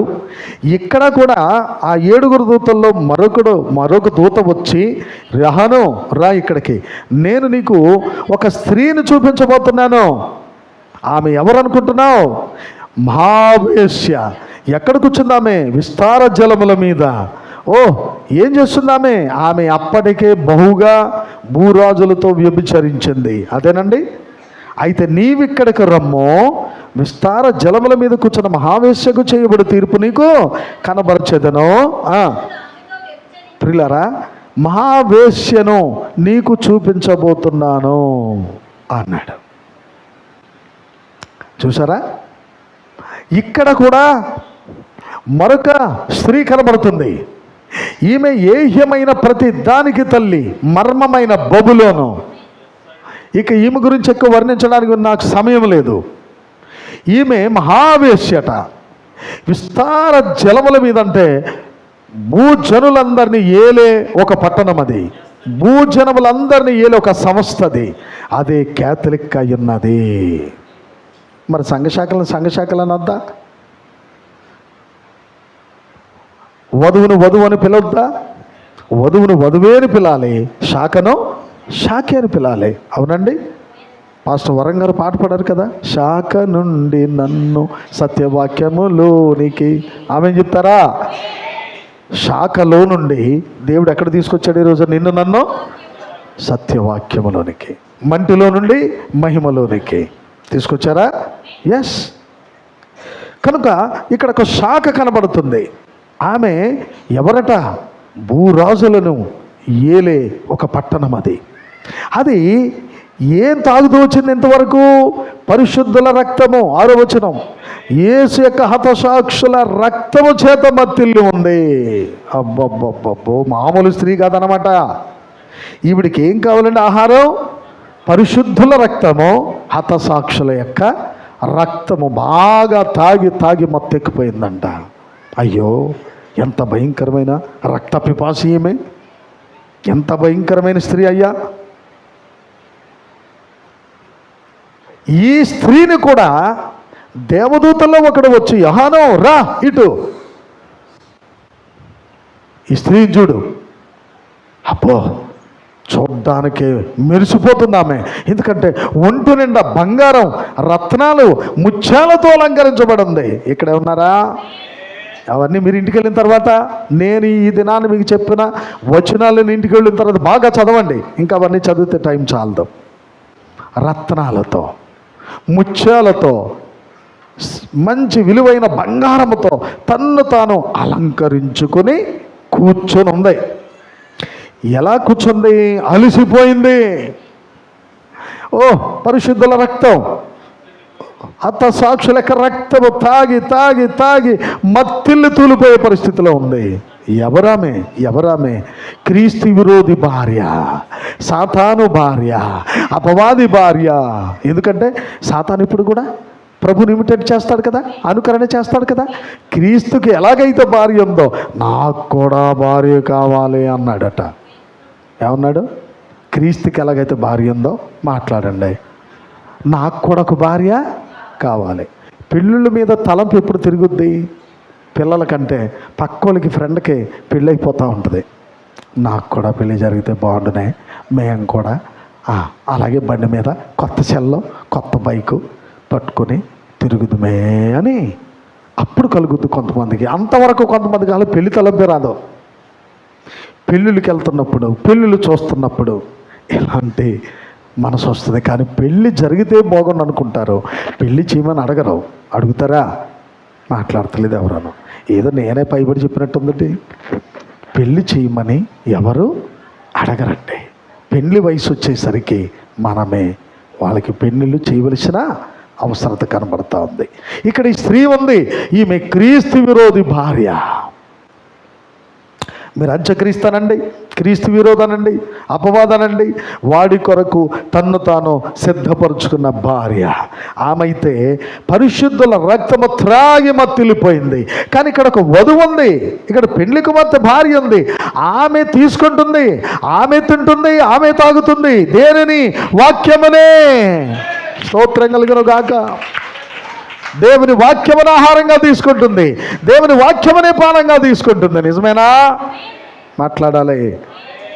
అందుకే ప్రభు అన్నాడు, మీరు నా శరీరమును తిని నా రక్తముని మీరు త్రాగితే తప్ప మీకు నిత్య జీవము లేనే లేదన్నాడు. ఆయన రక్తమే ఆయన వాక్యమై ఉన్నది, ఆయన పానమే ఆయన వాక్యమై ఉన్నది. ఈ రోజున ఆయన వాక్యాన్ని భుజిస్తున్నామా? తింటున్నారా మీరు? రైట్. ఆయన వాక్యాన్ని మనం భుజించాలి. ఆయన వాక్యం అనే పానమును మనము సేవించాలి. పెండ్లి కుమార్తె, అనేక మంది పెండ్లి కుమార్తెలు ఉంటారు. ఇప్పుడు కొంతమందిని చూపించాను మీకు. ఆదాము దగ్గర పెండ్లి కుమార్తె కనబడింది. అలాగే 17వ అధ్యాయంలో ఈమెకి పెళ్ళి అయిపోయింది ఆల్రెడీ. సాతాను దగ్గరికి రాకముందే ఆమెకి పెళ్ళి అయిపోయింది. కానీ క్రీస్తు దగ్గరకు రాకముందు ఆమె కన్య. స్తోత్రం చెప్పండి. ఆమెను హల్లెలూయా. ఆమె కన్యకగా ఉన్నది. పెండ్లి వస్త్రాన్ని ఇస్తున్నాడు. అవునండి, కన్యలు పెండ్లి వస్త్రము ధరించుకొని పెండ్లి పీటల మీద కనబడతారు. కానీ ఆల్రెడీ ఆమె వస్త్రము రక్తవర్ణంగా కనబడుతుంది. అక్కడ 17వ అధ్యాయంలో ఆ మహావేశ్య యొక్క ఆమె కట్టుకున్న వస్త్రం రక్తవర్ణం. ఎందుకంటే పరిశుద్ధుల యొక్క రక్తముతో ఆటలాడుకుంటూ వచ్చింది. ప్రియమైన వారలారా, అది క్యాథలిక్ సంఘమైంది. దానిలో నుండి వచ్చిన పిల్లలే ఈ సంఘ శాఖలన్నీ. నువ్వు సంఘ శాఖను ప్రేమిస్తావా? అయితే నువ్వు ఇక్కడే ఉంటావు. సంఘ శాఖలతో కలిసి సహవాసం చేస్తావా? అయితే నువ్వు ఇక్కడే ఉంటావు. నాకేమి, నేను చెప్పవలసింది నీకు చెప్పాలి, నేను బోధించవలసింది నీకు బోధించాలి, లేకపోతే దేవుడు నన్ను లెక్కడుగుతాడు. నువ్వు సంఘ శాఖలను ప్రేమించి సంఘ శాఖలతో సహవాసం కలిగి విద్యుడిగా ఉండి వారైనా వీరైనా ఒకటే అనుకున్నావా? జాగ్రత్త, నువ్వు మోసపోతున్నావేమో. వధువును ప్రేమించాలి, వధువు పరిచర్యను ప్రేమించాలి, వధువు సంఘమును ప్రేమించాలి. అప్పుడు నేను ఎవరిని ప్రేమిస్తున్నట్టు? ఆమేన్, హల్లెలూయా. వధువుని ఎవరు ఇష్టపడుతున్నారో ఆ వధువుని ఇష్టపడే ప్రియుడైన క్రీస్తును నీవు ప్రేమిస్తున్నావు. పెండ్లి కుమార్తెను నీకు కనుబరిచేదను. ఆమె ఎలా ఉంది? ఇక్కడ వచ్చేయండి, ఇక్కడికి 21వ అధ్యాయంలోనికి. ఈ పెండ్లి కుమార్తె ఏమి ధరించుకుంది? దాని అందలి వెలుగు దగదగ మరియు సూర్యకాంతం వంటి అమూల్య రత్నమును పోలి ఉన్నది. మీరు గమనించాలి. పెండ్లి కుమార్తెనికి చూపిస్తాను, పెండ్లి కుమార్తెనికి చూపిస్తానని పిలిచాడే యోహాన్ని. ఇంతకీ యోహాను పెద్ద కళ్ళు చేసుకొని తేరు చూస్తూ ఉండగా పెండ్లి కుమార్తె అనేసరికి చక్కగా అందమైన కన్య ఎదురుగుండా కనబడుతుందని చూస్తున్నాడు ఈయన. ఎవరో? యోహాను. ఎవరు దిగొస్తున్నారంట? పైనుండి నూతన యెరూషలేము దిగొస్తుంది. చప్పలు కొడుతూ ప్రభుని స్తుతిద్దాం. ఆమేన్, హల్లెలూయా. ఎవరు దిగొస్తున్నారు? యెరూషలేము అని పరిశుద్ధ పట్టణము, దేవుని మహిమ గలదై పరలోకము నుంచి దిగవచ్చుట. ఏమండి, పెండ్లి కుమార్తెను చూపిస్తానన్న ఈ దూత ఎవరు చూపిస్తున్నాడు? పైనుండి దిగవచ్చు యెరూషలేమును చూపిస్తున్నాడు. మీరు గమనించాలి, పైనుండి దిగవచ్చు యెరూషలేము వేరు, భూ సంబంధమైన యెరూషలేము వేరు. భూ సంబంధమైన యెరూషలేములు ఏమున్నాయి? యుద్ధములు ఉన్నాయి, యుద్ధ వాతావరణం ఉంది, యుద్ధ సామాగ్రి ఉంది. ఇక్కడే భూ సంబంధమైన యెరూషలేము ఇప్పుడుంది. ఆ యెరూషలేములో యుద్ధ వాతావరణమే. అంత గలేజి గలేజి గలేజి, ఎవరికి మనశ్శాంతులు లేవక్కడ. ఎందుకంటే వీళ్ళ మీదకి యుద్ధానికి వస్తూ ఉంటారు, వీళ్ళు ఇతరుల మీదకి యుద్ధం చేస్తూ ఉంటారు. భూ సంబంధమైన యెరూషలేము ఉన్నది, అందుకే పర సంబంధమైన యెరూషలేము కూడా ఉన్నది. భౌతికమైన దేహం ఉన్నదా? అయితే ఆత్మ సంబంధమైన దేహము కూడా ఉన్నది. ఎక్కడే ఉన్నారా? మొదటి ఆదాము ఉన్నాడా? అయితే కడపటి ఆదాము కూడా ఉన్నాడు. మొదటి రాకడ జరిగిందా? అయితే రెండవ రాకడ కూడా జరగబోతా ఉంది. మొదటి భూమి ఉందా? అయితే కొత్త భూమిగా మార్చబోయేటువంటి కాలము కూడా రాబోతుంది. అంటే ప్రతిదీ ఒకదానికి ఒకటి పోలిక, ఒకదానికి ఒకటి సాదృశ్యమై ఉన్నది. ఇక్కడ పైనుండి దిగువచ్చే పట్టణాన్ని చూస్తుంటే పట్టణం ఎలాగుందంట? దగదగా దగదగా దగదగా గొప్ప వెలుగుతో మెరిసిపోతా ఉంది. ఆ వెలుగు ఏమిటది? ఈ కాలపు వాక్యమే. స్తోత్రం కలుగును గాక. గొప్ప వెలుగు. ఎందుకంటే ఒక దినమందు జెబూలూను, నఫ్తాలి, గలిలయ సముద్ర ప్రాంతంలో ఉన్న ఆ మనుషులందరూ గొప్ప వెలుగును చూచిరని లోకాసు వార్తలో వ్రాయబడింది. వారేం చూశారట? గొప్ప వెలుగును. ఎవరిలో? ప్రభువైన యేసుక్రీస్తులో. అంచేత అదే గొప్ప వెలుగుతో పైనుండి కిందకి దిగి వస్తూ ఉంది యెరూషలేము. ఏమిటి నూతన యెరూషలేము? ఎవరు? ఆ యెరూషలేములో ఉన్న వారు ఇక్కడున్నారంటే నమ్ముతారా మీరు? అది నీవై ఉన్నావు, అది నీవై ఉన్నావు, అది నేనై ఉన్నాను. మనమే ఇక్కడున్న వారిలో అనేక మంది నూతన యెరూషలేములో పాలిభాగస్తులు ఉన్నారని మీకు తెలుసా? నమ్మి చేతులెత్తి నమ్మి దేవునికి స్తోత్రం చెప్పండి, స్తోత్రం చెప్పండి. విశ్వాసంతో, విశ్వాసాన్ని కాస్త పెంచుకోండి. విశ్వాసానికి ఆలోచనలు రానివ్వండి, కండరాలు రానివ్వండి, నరములు రానివ్వండి. విశ్వాసపు మనిషిగా ఇక్కడ మీరు సిద్ధం కావాలి. ఏదైనా కారణం ఏంటంటే ఆ గొప్ప నూతన యెరూషలేము పట్టణము అది నీవే సహోదరుడా, నీవే. అది సహోదరి నీవే. ఎందుకంటే ఈ కాలపు వెలుగుతో నువ్వు నింపబడ్డావు. ఎందుకంటే క్రీస్తును గొప్ప వెలుగు చూసామన్నారు లోకాసు వార్తలో. ఆ గొప్ప వెలుగే ఈ రోజున దగదగా మెరిసిపోతూ వెలుగుతో దిగొస్తూ ఉంది. అంటే ఎవరైతే ఆ దూతల్లో ఒకడు వచ్చి అంట 7 దూతల్లో ఒక దూత వచ్చి ఏం చూపిస్తున్నాడు? పెండ్లి కుమార్తెను. అంటే ఏ పెండ్లి కుమార్తె? గొర్రె పిల్ల యొక్క భార్య. దగదగా మెరిసిపోతున్న అమూల్య రత్నాన్ని పోలి ఉన్నది. ఎస్ ప్రియమైన వారలారా, ఇంకా చదువుదాం. ఆ పట్టణానికి ఎత్తైన గొప్ప ప్రాకారం ఉంది. ఆ ప్రాకారం ఏది? ఆ ప్రాకారం ఏది? దేవుని వాక్యమే, ఈ కాలపు వర్తమానమే. స్తోత్రం చెప్పండి. ఆమేన్, హల్లెలూయా. ఈ కాలపు వాక్యాన్ని విశ్వసిస్తే ఆ ప్రాకారము కలిగిన యెరూషలేములోనికి వెళతావు నువ్వు. తర్వాత ఆ పట్టణానికట 12 పునాదులు ఉన్నాయంట, 12 గుమ్మాలు ఉన్నాయంట. గుమ్మాల పైనేమో 12 మంది పేర్లు కనపడుతున్నాయి, పునాదుల మీదేమో 12 మంది పేర్లు కనబడుతున్నాయి. పునాదుల మీద కనబడ్డ పేర్లు ఎవరు? 12 అపోస్తలులు. చదవండి.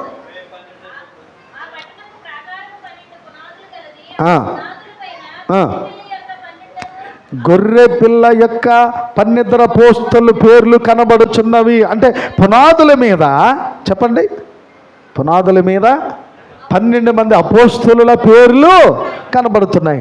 అదే అపోస్తలుల బోధ ఈ రోజున మీకు నేను వర్తమానం అంగీకరించినప్పటి నుంచి చెబుతా ఉన్నాను.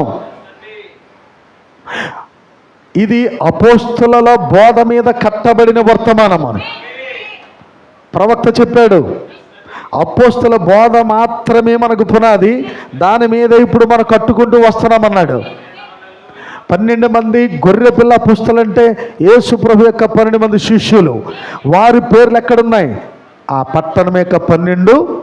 అసలు పునాది ఎంత పెద్ద బిల్డింగ్ అయినా, 100 అంతస్తులైనా, 200 అంతస్తులు కట్టినా ఒకటే పునాది ఉంటుంది.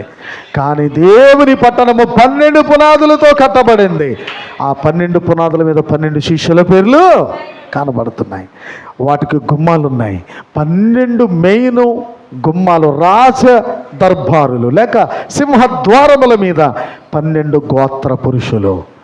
పాత నిబంధన కాలంలో 12 గోత్ర కర్తలు ఉన్నారే, ఆ గోత్ర కర్తల యొక్క పేర్లు ఆ పైన వ్రాయబడ్డాయి. ఓహో, ఎంత అద్భుతమైన పట్టణం అది!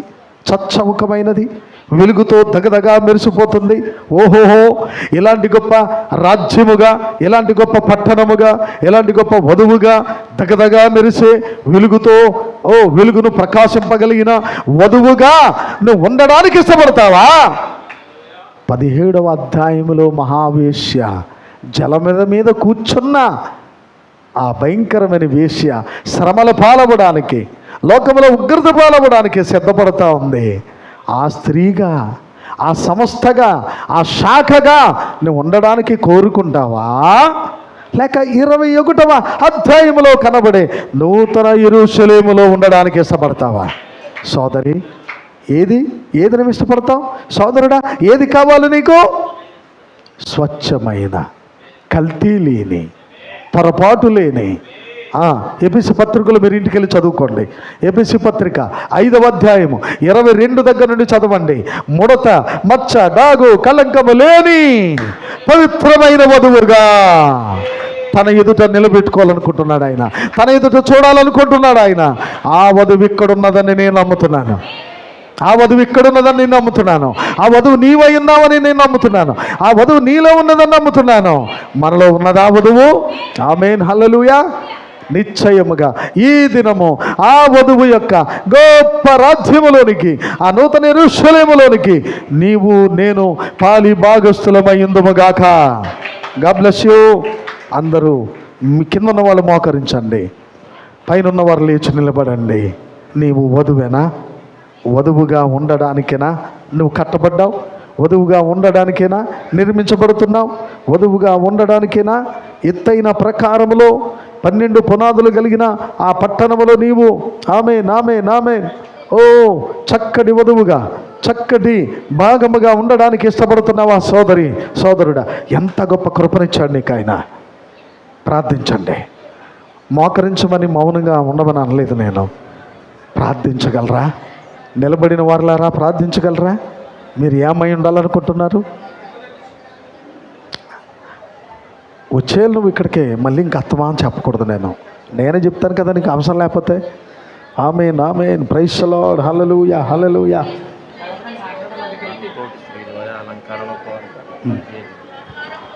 ఆమేన్ హల్లెలూయా, స్తోత్రం స్తోత్రం స్తోత్రం. అందరూ ప్రార్థన చేద్దాం.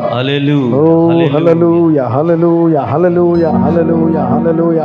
కళ్ళు మూసుకోండి, కళ్ళు మూసుకోండి. అలా ఓ వందనాలు ప్రభువా. నిజమే నిజమే ప్రియులారా, ఆయన నిన్ను వధువులో చూడాలనుకుంటున్నాడు, నూతన యెరూషలేములో చూడాలనుకుంటున్నాడు నిన్ను. సహోదరుడా, నూతన యెరూషలేములో ఏముంది? తగ్గదగా మెరిసే అద్భుతమైన వెలుగు, ప్రకాశము, దేవుని మహిమ అక్కడ కనబడతా ఉంది. అక్కడ ఎవరున్నారు? ముడత మచ్చ డాగు కలంకము లేని వారు అక్కడ కనబడుతున్నారు. అక్కడ ఎవరున్నారు? యేసుక్రీస్తు రక్తములో తమ పాపాలు కడుక్కున్న వాళ్ళు. సోదరి ప్రార్థించాలి. సహోదరి నువ్వు ప్రార్థించట్లేదు, మౌనంగా ఉన్నారు. నోరు కూడా కనీసం నోరు తెరవట్లేదండి. నోరు తెరిచి ప్రార్థించలేరా? ఇంతవరకు ప్రభు నీతో మాట్లాడుతూ ఉండగా నువ్వు స్తుతులు చెప్పలేవా? కృతజ్ఞతాస్తుతులు చెప్పలేవా? వందనాలయ్యా వందనాలయ్యా, నన్ను వధువుగా చూడాలనుకుంటున్నావు. ఆ నూతన యెరూషలేములో నన్ను కట్టాలని నాకు ఈ గొప్ప రక్షణ ఇచ్చావు, ఈ గొప్ప వాక్యం బయలుపరిచావు, ఈ వర్తమానం ఇచ్చావు. ఆమేన్ హల్లెలూయా హల్లెలూయా హల్లెలూయా. ఎత్తబాటు సమయము ఆసన్నమైనది, పెండ్లి వస్త్రము నిన్ను వేయమన్నది. ఎత్తబాటు సమయము ఆసన్నమైనది, పెండ్లి వస్త్రము నిన్ను వేయమన్నది. గొర్రె పిల్ల పెండ్లి విందుకు పిలువబడిన వారు ధన్యులు. గొర్రె పిల్ల పెండ్లి విందుకు పిలువబడిన వారు ధన్యులు. ఎత్తబాటు సమయము ఆసన్నమైనది, పెండ్లి వస్త్రము నిన్ను వేయమన్నది. పెండ్లి వస్త్రము ధరించుకోమని పిలుస్తా ఉంది. ఎత్తబాటు పిలుపు, ఆ ఎత్తబాటు పిలుపు దగ్గర పడిపోయింది. అది ఈ రాత్రి కావచ్చు, అది రేపు కావచ్చు. పెండ్లి వస్త్రం దగ్గర రమ్మంటుంది. పెండ్లి వస్త్రం ధరించుకోమని ఈ కాలపు వర్తమానము నిన్ను ప్రేమిస్తూ పలుకుతుంది. ఆ వర్తమాన స్వరం వినగలవా? ఆ వర్తమాన స్వరాన్ని మనసు పెట్టగలరా?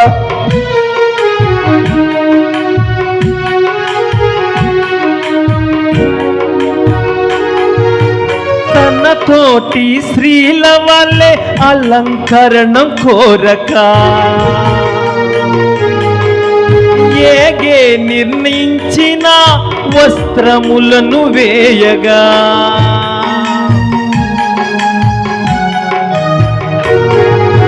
తన తోటి స్త్రీల వల్లే అలంకరణం కోరక, ఏగే నిర్ణయించిన వస్త్రములను వేయగా, ఎస్తేరు వలె సంసిద్ధమవుమంటూ యేసు ఇచ్చు నీకు పరిశుద్ధ నీతి క్రియలు. ఎస్తేరు వలె సంసిద్ధమగమంటూ యేసు ఇచ్చు నీకు పరిశుద్ధ నీతి క్రియలు. ఎత్తబాటు సమయము ఆసన్నమైనది, పెండ్లి వస్త్రము నిన్ను వేయమన్నది. ఎత్తబాటు సమయము ఆసన్నమైనది, పెండ్లి వస్త్రము నిన్ను వేయమన్నది. అవును పిల్లారా, ఏగే నిర్ణయించిన అలంకారమే ఆ రోజున ఎస్తేరు కోరుకుంటుంది.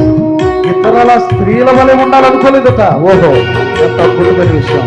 ఇతర స్త్రీల వలె ఉండాలి, అలా ధరించుకోవాలి, అలా కట్టుకోవాలి, ఇలా చేసుకోవాలనుకోలేదట. ఏగే నిర్ణయించిన వస్త్రాలు ఆమె ధరించుకుంది. అద్భుతమైన విషయం. చక్కని పాట మీద నీకు.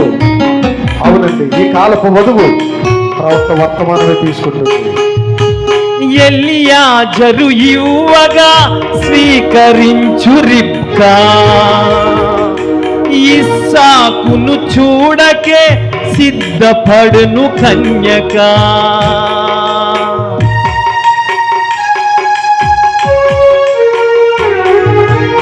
ఎలియాజరు ఇవ్వగా స్వీకరించే రిబ్కా, ఇస్సాకును చూడకే సిద్ధపడును కన్యక. శీలవతి గుణవతి సిద్ధపరచెదివిటి, ఆరిపోనె నూనె కృప ద్వారా పొందెను. శీలవతి గుణవతి సిద్ధపరచెదివిటి, ఆరిపోనె నూనె కృప ద్వారా పొందెను. ఎత్తబాటు సమయము ఆసన్నమైనది, పెండ్లి వస్త్రము నిన్ను వేయమన్నది. ఎత్తబాటు సమయము ఆసన్నమైనది, పెండ్లి వస్త్రము నిన్ను వేయమన్నది. గొర్రె పిల్ల పెండ్లి విందుకు పిలవబడిన వారు ధన్యులు. గొర్రె పిల్ల పెండ్లి విందుకు పిలవబడిన వారు ధన్యులు. ఎత్తబాటు సమయము ఆసన్నమైనది, పెండ్లి వస్త్రము నిన్ను వేయమన్నది. ఎత్తబాటు సమయం ఆసన్నమైనది, పెండ్లి వస్త్రము నిన్ను వేయమన్నది. ప్రియులారా,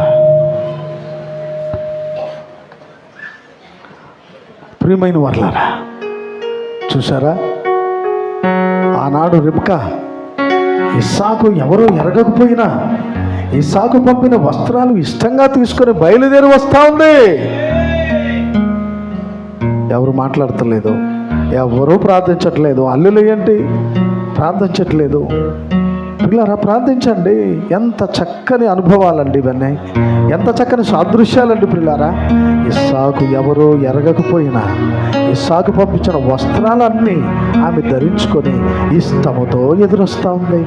మరి ఈ కాలపు రిబ్కా కూడా ఉంది. ఈ కాలపు రిబ్కా కూడా అదే చేయాలి. ఆనాటి రిబ్కా ఏం చేసింది? అదే పని ఈనాటి వర్తమానమును మన ఎలియాజరు ప్రవక్త ఆ వస్త్రాన్ని తీసుకొచ్చాడు మన మధ్యకి. ఇప్పుడు రిబ్కా ఏం చేయాలి? ఈ కాలపు వధువు, ఈ కాలపు రిబ్కా ఆ ప్రవక్త తెచ్చిన వస్త్రమే పెండ్లి వస్త్రమని ధరించుకొని పెండ్లి కుమారుని కొరకు ఎదురవుదామా? సిద్ధపడదామా? ఎత్తబడే సమయం దగ్గర పడిందా? ప్రభువా ప్రభువా, తప్పక తప్పక తప్పక నన్ను సిద్ధపరుచయ్యా. ఈ ఊబిలో, లోకమనే ఊబి, పనులనే ఊబి, బిజీగా ఉంటూ ప్రార్థనకే నేను చెయ్యెత్తలేకపోయిన పరిస్థితి వచ్చేసింది నాకు. తండ్రి జ్ఞాపకం చేసుకుదేవా. ప్రార్థించలేకపోతున్నాను, వాక్యం చదవలేకపోతున్నాను, వర్తమానం చదవలేకపోతున్నాను. చదువుతున్నారా? మరి ఇప్పుడు సిద్ధపడతావు? రిబ్కా పంపించిన వస్త్రాన్ని తీసుకొని సిద్ధపడిపోయింది. ఈ కాల పదువు కూడా ఆ మాదిరిలోనే ఉంది ఇప్పుడు, ఆ నడకలోనే ఉంది ఇప్పుడు, ఆ ప్రయాణంలో ఉంది ఇప్పుడు. ఎక్కడున్నా మనం? పలహారం అందుకొని తిని పలహారం అందుకొని డ్రింకులు అందుకొని నెమ్మదిగా ఇక్కడి నుంచి వెళ్ళిపోవడానికి సిద్ధంగా ఉన్నామా? వాక్యం తీసుకుని వెళ్ళొద్దా? మనం డ్రింకే పట్టుకెళ్దామా? పలహారమే పట్టుకెళ్దామా? నీ విన్న వర్తమానం పట్టుకెళ్ళవా? నీ కుటుంబం దగ్గరికి, నీ పిల్లలకి నీ వర్తమానం చెప్పవా? నీ వర్తమానం నీ భర్తలకి చెప్పవా? నీ బిడ్డలకి చెప్పవా? నీ కోడలకి చెప్పవా? నీ మనవలకి చెప్పవా?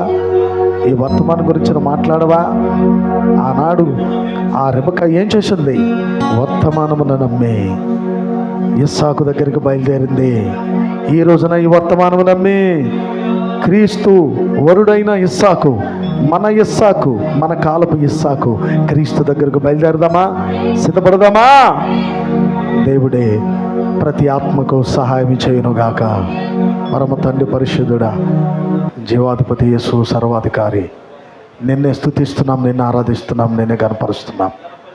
తండ్రి, ఈ ఉదయ కాలమందు ఒక చక్కటి ఉపదేశాన్ని మాకు ఇచ్చావు నాయన, లోతైన కార్యాన్ని మాకు ఇచ్చావు నాయన. అవును దేవా, తండ్రి, క్రీస్తు విరోధికి భార్య ఉంది, అలాగే అహశ్వేరోజుకి భార్య ఉంది, ఆదాముకి భార్య ఉంది, అలాగే గొర్రె పిల్ల అయిన మీకు భార్య ఉన్నదని ఈ దినమందు తెలియచేసిన మా దేవా నేను స్తుతిస్తున్నాము. అవును, ఆ గొర్రెపిల్ల భార్యగా నేనుండాలని ఈ కాలపు ఎలియాజరు తెచ్చిన వస్త్రాన్ని ధరించుకొని క్రీస్తు అనబడిన ఇస్సాకునొద్దకు మేము బయలుదేరిన వారు వలె సిద్ధపడుదముగాక. ప్రతి ఆత్మను దీవించు నాయన. వెలుపటి అలంకారమే అలంకారముగా ఉండక అంతరంగ స్వభావమే నిజమైన అలంకారముగా, ఆత్మ సంబంధమైన అలంకారముగా, నీవు కోరుకునే అలంకారముగా, నీవు ఇష్టపడే అలంకారముగా, పరలోక సంబంధమైన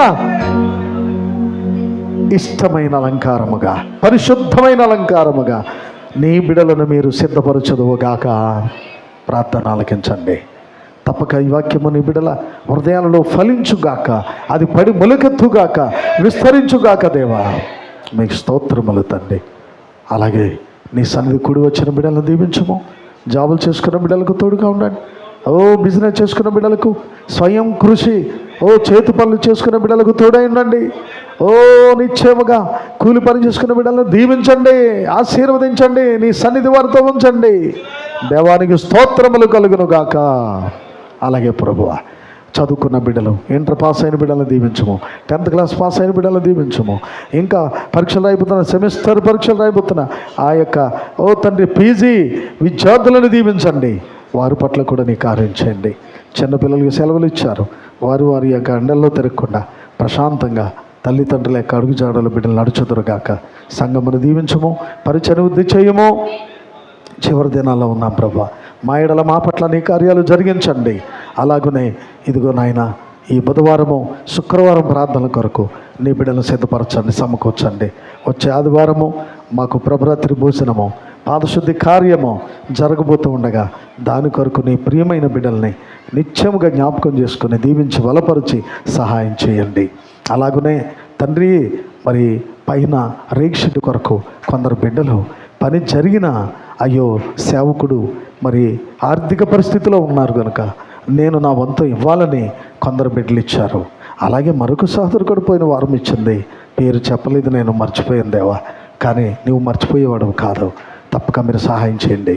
అలాగా బిడ్డలను దీవించండి. అలాగనే ప్రభువా, మరి సండే స్కూల్ పరిచయాన్ని దీవించండి. యవనస్తులకు మారు మనసు కావాలి, పట్టుదల కావాలి, అట్టి కొరకు తప్పకివ్వండి. ఇదిగో ఈ దినము అవునైనా పలహారములు సిద్ధపరిచిన నీ కుమారి ఆ లక్ష్మి, తన మహిమ కుమార్తె లక్ష్మి 10th పాస్ అయింది. ఆ శుభానందు డ్రింక్స్ సిద్ధపరచడం జరిగింది. ఈ 10th క్లాస్ పాస్ అయిన ఈ బిడ్డలను దీవించు రాజా. అయ్యా, బిడ్డలను నిశ్చయముగా జ్ఞాపకం చేసుకుని వారు పై తరగతులకి పోవుటకై తప్పక మీరు సహాయపడమని, ఇంకనూ మరి పరీక్షలో విజయము నాయన కలిగిన బిడ్డల పట్ల, వారి గృహాల పట్ల కూడా నువ్వు జ్ఞాపకం చేసుకొని మంచి భవిష్యత్తును వారికి సిద్ధపరచండి. అలాగే నాయన కూడి వచ్చిన బిడ్డలందరి పట్ల నువ్వు కార్యం చేసి తిరిగి వెళ్ళుచుండగా మార్గములో సోలిపోకుండా పడిపోకుండా క్షేమంగా వారిని నడిపించండి. యేసుక్రీస్తు నామములో ఈ ప్రార్థన అడుగుచున్నాము. ప్రభును రక్షకుడునైనా యేసుక్రీస్తు కృపా ప్రేమ సమాధానము కూడి వచ్చిన వధువు అంతరికని తోడై ఉండుగాక. God bless you. గత వారం